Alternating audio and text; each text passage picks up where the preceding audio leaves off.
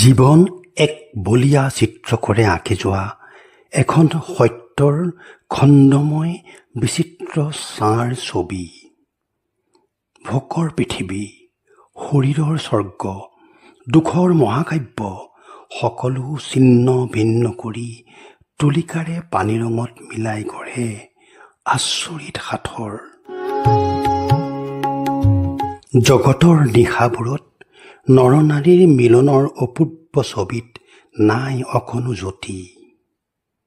অনাহাৰ আছে, অনিদ্ৰা আছে, আছে স্বপ্নদ্ৰষ্টাৰ দুৰন্ত গতি।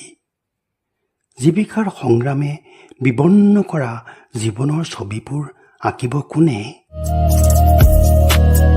বিয়োগ আৰু বিচ্ছেদৰ বিষাক্ত কাঁড়বোৰৰ আঘাতত নিগৰি অহা বিষবোৰ, কালসৰ্পৰ দংশনবোৰ নিৰাময় হ'বনে তুলিকাত, হ'বনে কবিতাত? মগজুৰ তৰল পদাৰ্থবোৰত হয়তো ঢৌবোৰে তলমল কৰে, হয়তো উতলি উঠলি ব্ৰহ্মতালুৰ তলভাগ পুৰি নিয়ে। সময়ৰ পিছে পিছে অহৰহ দৌৰি থকা মই এক অশান্ত উত্তেজিত কবি। বুকুত বঞ্চিত শৰীৰৰ অভিশাপ আৰু দুৰ্বাৰ ভালপোৱাৰ অনুৰাগ।